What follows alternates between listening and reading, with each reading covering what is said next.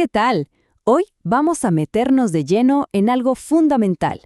Cómo diseñar soluciones que de verdad funcionen, que sean claras antes de siquiera tocar el teclado para escribir código.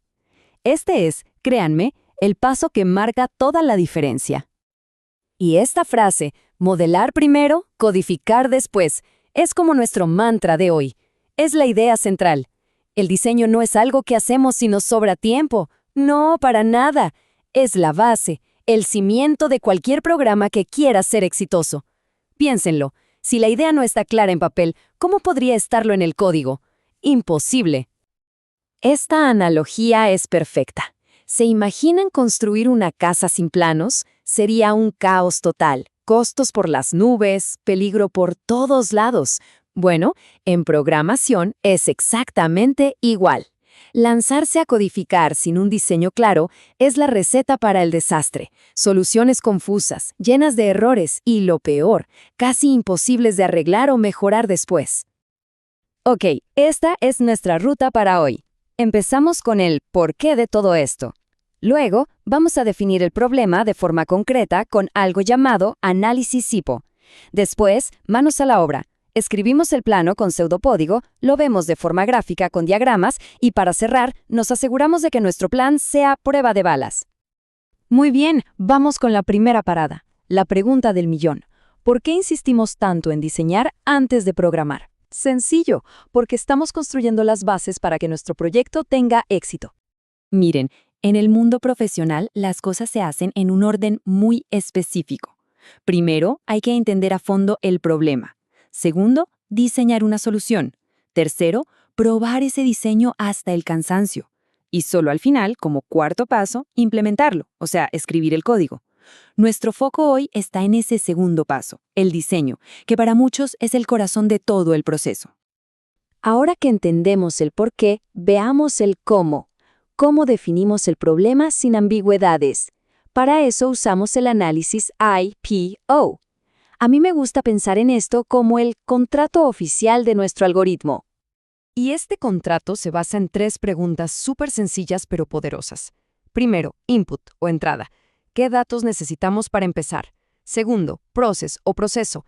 ¿Qué vamos a hacer con esos datos? ¿Qué transformación aplicamos? Y tercero, output o salida. ¿Cuál es el resultado final que debemos entregar?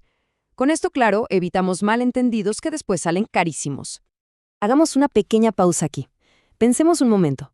¿Por qué será tan importante definir este contrato IPO por antes de siquiera imaginar las instrucciones, los pasos del algoritmo?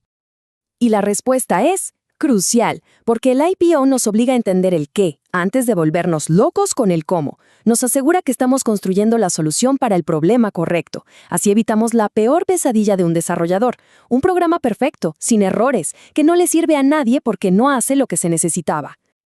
Bien. Ya tenemos nuestro contrato. El qué está definido. Es hora de escribir el plano, el cómo. Y nuestra primera herramienta para esto es el pseudocódigo. Pensemos en él como el lenguaje universal de la lógica. Si usamos algo como Psaint, que es genial para aprender, las piezas del rompecabezas son muy claras. Tenemos variables, que son como cajitas para guardar datos, y siempre con nombres que nos digan qué hay adentro. Usamos el operador de flecha para meter valores en esas cajitas. Y con los comandos leer y escribir, nos comunicamos con el exterior pidiendo y mostrando datos. Vamos con un ejemplo que todos entendemos, calcular el descuento de un producto. El contrato IPO es súper claro. De entrada, necesitamos el precio original y el porcentaje de descuento. El proceso es hacer el cálculo y restarlo. Y la salida, lógicamente, es el precio final que hay que pagar. El pseudocódigo es una maravilla, de verdad, pero a veces para que la lógica nos haga clic en la cabeza, necesitamos verla en acción. Y para eso, nada mejor que los diagramas. Aquí tenemos, digamos, 2 filosofías. Por un lado, el diagrama de flujo, muy visual, flexible con sus flechas, genial para explicar una idea rápido. Pero ojo, esa misma flexibilidad puede llevar a un desorden, al famoso código espagueti. Por otro lado, tenemos el diagrama de Nash-Schneiderman. Este es más estricto, más cuadrado, con cajas dentro de cajas. Su ventaja, nos obliga a ser ordenados y estructurados. A ver, otra pregunta para asegurarnos de que todo va quedando claro. ¿Cuál dirían que es la diferencia principal, la esencia, entre un algoritmo escrito en pseudocódigo y ese mismo algoritmo dibujado en un diagrama de flujo? La clave es esta. Son como dos idiomas contando la misma historia. El pseudocódigo usa texto, palabras como leer o escribir. El diagrama de flujo usa símbolos gráficos, dibujitos estandarizados. Uno es textual, el otro es visual, pero la lógica que describen es exactamente la misma. La elección de cuál usar depende de a quién se lo estamos explicando. ¡Excelente! Ya tenemos un diseño en texto y hasta una idea de cómo se ve en un dibujo. Pero, ¿es un buen diseño? ¿Aguanta todo? Para estar seguros, tenemos que pasar al último paso del diseño, que es uno de los más importantes: probar si nuestro plano es realmente resistente. Y para hacer eso, tenemos que hablar de los casos borde. ¿Qué son? Son esas pruebas tramposas, las que llevan nuestro algoritmo al límite. Datos como el cero, números negativos, valores gigantes, justo esos datos que nadie se espera, son los que suelen encontrar las grietas en nuestra lógica. Usemos otro ejemplo para aplicar esto: un conversor de temperatura de Celsius a Fahrenheit. El contrato IPO es directo. De entrada, los grados Celsius. El proceso es aplicar la fórmula matemática. Y de salida, los grados Fahrenheit.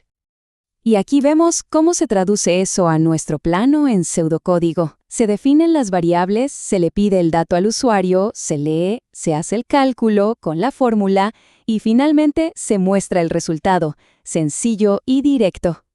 Pero ahora viene lo bueno, la prueba. Un buen plan de pruebas tiene de todo. Claro, un caso normal, como 25 grados, para ver que todo esté en orden.